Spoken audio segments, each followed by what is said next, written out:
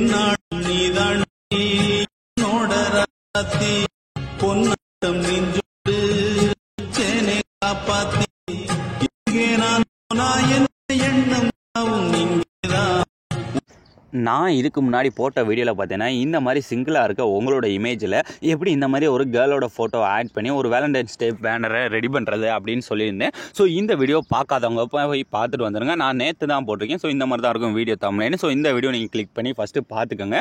பார்த்ததுக்கப்புறம் இதில் நாம் ரெடி பண்ணி வச்சுருக்க இந்த இமேஜ் இருக்குது பார்த்தீங்களா, இதை வச்சு இனி எப்படி ஒரு வீடியோவாக, அதுவும் லவ் சாங்கை வச்சு வீடியோவாக 3Dயாக மாற்றுறது அப்படின்றத தான் இந்த வீடியோவில் பார்க்க போகிறோம். ஸோ இந்த வீடியோவில் நீங்கள் இந்த மாதிரி தான் இருக்க இமேஜ் தான் மாற்றணும் அப்படிலாம் இல்லை. நீங்கள் கப்புளாக இருந்தால் கூட ஸோ உங்களோட இமேஜை வச்சு நீங்கள் அதில் எடிட் பண்ணாலும் வேறு லெவலில் இருக்கும். ஸோ இதுக்கு ஃபஸ்ட்டு இந்த இமேஜ் இருக்குது பார்த்தீங்களா, இந்த இமேஜ்லேருந்து இந்த 2 பேர்த்தை மட்டும் தனியாக கட் பண்ணி எடுக்கணும். அதாவது எக்ஸாம்பிள் நான் சொல்கிறேன் பாருங்கள், இந்த மாதிரி பிஎன்ஜியாக ஃபஸ்ட்டு நாம் கட் பண்ணி எடுக்கணும். ஸோ அப்போ தான் இதில் நாம் லிரிக்ஸ் ஆட் பண்ணும்போது நம்மளோட இமேஜுக்கு பேக்கில் போகும். இதை எப்படி இப்போ கட் பண்ணுறது, அதுவும் ஹெச்டி குவாலிட்டியில் கட் பண்ணுறதுன்னு பார்க்கலாம். அதுக்கு என்ன பண்ணுறேன்னா அப்படியே பேக் வந்துடுங்க.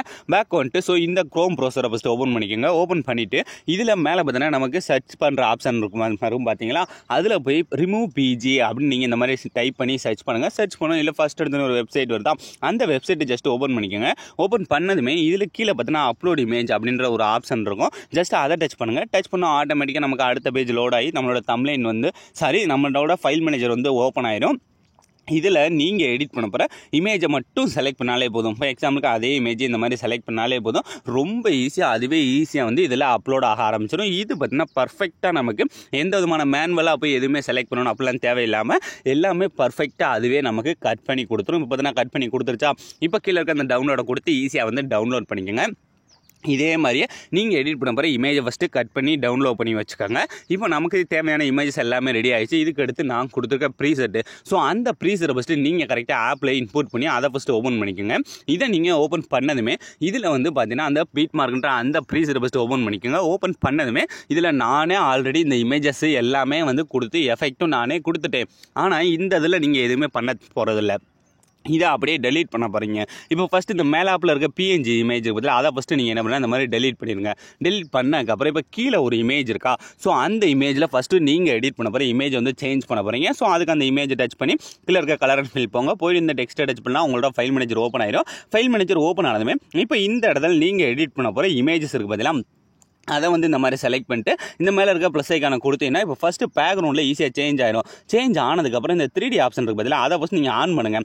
ஆன் பண்ணி உங்களோட இமேஜ் ஃபுல்லாக தெரியுதா, அதாவது இந்த மாதிரி கரெக்டாக அந்த ஃப்ரேமுக்குள்ளே உங்களோட இமேஜ் தெரியுதா, இல்லை கீழே கால் இதெல்லாம் மறையுதா அப்படின்னு நீங்கள் பார்த்துக்குங்க. பார்த்துட்டு இப்போ கொஞ்சம் இந்த மாதிரி மூவ் பண்ணால் சும்மா கையாலே மூவ் பண்ணி செட் பண்ணிக்கோங்க. இப்போ ஃபஸ்ட்டு பேக்ரவுண்டில் இமேஜ் செட் பண்ணி முடிச்சாச்சு. இதுக்கு அடுத்து இந்த டெக்ஸ்ட்லாம் நமக்கு பேக்கில் போகணும்ல, ஸோ அதுக்கு இது மேலே ஒரு பிஎன்ஜி இமேஜ் இப்போ நம்ம கட் பண்ணி வச்சுருக்க அந்த பிஎன்ஜி இமேஜை ஆட் பண்ணணும். அதுக்கு என்ன பண்ணுறேன்னா இப்போ ஆல்ரெடி ஆட் பண்ணிக்க அந்த இமேஜை டச் பண்ணி இந்த டூப்ளிகேட் டச் பண்ணி அந்த ரெண்டாக இருக்க டூப்ளிகேட் லேயர் அப்படி கொடுத்தீங்கன்னா அது 2 லேயராக மாறிடும். மாறினதுக்கப்புறம் இப்போ இந்த மேலாப்பில் இருக்குது பார்த்தீங்கன்னா அந்த லேயர் டச் பண்ணி கலர் அண்ட் ஃபில்லை டச் பண்ணி இந்த டெக்ஸ்ட்டை டச் பண்ணிவிட்டு இப்போ இதில் நீங்கள் கட் பண்ணி வச்சுருக்க, அதாவது அந்த இமேஜ்லேருந்து பேக்ரவுண்டாக கட் பண்ணி வச்சுருக்க இந்த உங்களோட பிஎன்ஜியை செலக்ட் பண்ணிட்டு இந்த மாதிரி இருக்க ப்ளஸ் ஐக்கான கொடுத்தாலே போதும் இந்த மாதிரி ஆட் ஆயிரும். ஆட் ஆனதுக்கப்புறம் இப்போ இது ஸ்டார்டிங் வந்துருங்க. ஸ்டார்டிங் இது அந்த லிரிக்ஸ் எல்லாத்துக்கும் மேலே கொண்டு போகணும். ஸோ லாங் ப்ரெஸ் பண்ணி அப்படியே மேலே மூவ் பண்ணிட்டே வந்தோன்னா இந்த இடத்துல பார்த்தீங்கன்னா அந்த லென்ஸ் பிளர் எஃபெக்ட் இருக்குது பார்த்தீங்களா, அதுக்கு கீழே கொண்டு இந்த மாதிரி செட் பண்ணிக்கோங்க. அப்போ தான் லிரிக்ஸ் எல்லாமே நமக்கு நம்மளோட இமேஜுக்கு பேக்கில் இந்த மாதிரி முன்னாடி செட் ஆகும். ஸோ இப்போ பார்த்தீங்கன்னா உங்களுக்கு ப்ரிவியூவில் பார்த்த மாதிரியான ஒரு எஃபெக்ட் கிடச்சிருச்சா.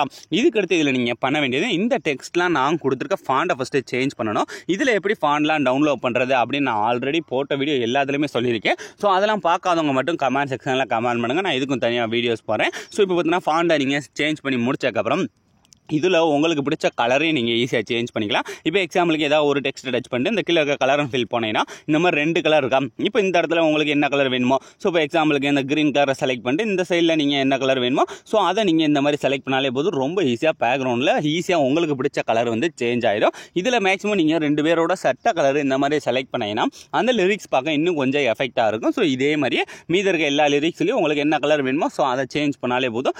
ரொம்ப ஈஸியாக நீங்கள் ப்ரிவியூவில் பார்த்தோம்னா ஒரு லவ் ஸ்டேட்டஸை உங்களோட இமேஜை வச்சு நீங்களே ரொம்ப ஈஸியான ஸ்டெப்பில் மேக் பண்ணியிருப்பீங்க. ஸோ ஆலம்பரம் இந்த வீடியோ முடிஞ்சு. ஸோ இந்த வீடியோ உங்களுக்கு பிடிச்சிருந்தா மறக்காமல் ஒரே ஒரு லைக் பண்ணிடுங்க. ஸோ தேங்க்ஸ் ஃபார் வாட்சிங்.